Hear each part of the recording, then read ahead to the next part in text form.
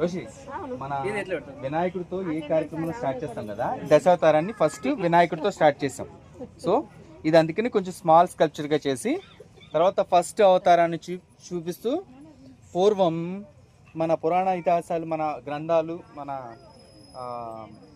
వేదాలన్నీ సముద్ర గర్భంలో ఉండిపోతే మత్స్య రూపం దాల్చి మత్స్యావతారం ఎత్తి కృతయుగంలో మత్స్యావతారం ఎత్తిన శ్రీ మహావిష్ణువుని మొదటి అవతారంగా మత్స్యావతారంగా చూపిస్తాం. ఓకేనా? తర్వాత దానికి సంబంధించిన టెంపుల్స్. రెండవది కూర్మ అవతారం.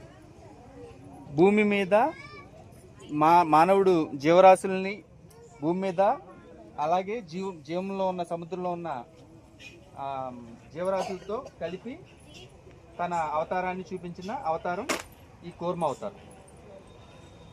దానికి సంబంధించిన టెంపుల్. తర్వాత భూమి మునిగిపోయినప్పుడు దాన్ని పైకి లేపి రూపం దాల్చిన వరాహ అవతారం. ఓకేనా? ఆ తర్వాత భక్త ప్రహ్లాదుడు, మీరు నరసింహ మూవీ చూశారు కదా, భక్త ప్రహ్లాదుడు కోరితే హిరణ్యాక్షుడిని చీల్చి చెండాడి తన తండ్రిని,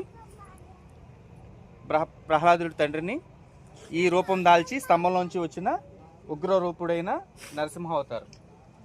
ఆ తర్వాత 3 అడుగుల నేల కోరి వామన అవతారం, పొట్టి వాడి అయిన వామన అవతారం ఎత్తి 3 అడుగుల నేలని బలిచక్రవర్తిని కోరి తను దేవతల కంటే అదుగుతున్నాడని పాతాళ లోకంలోకి 3వ కాలు వేసి తన నెత్తి మీద వేయమంటే పాతాళ లోకంలోకి తొక్కేసిన వామన అవతారం. సో ఈ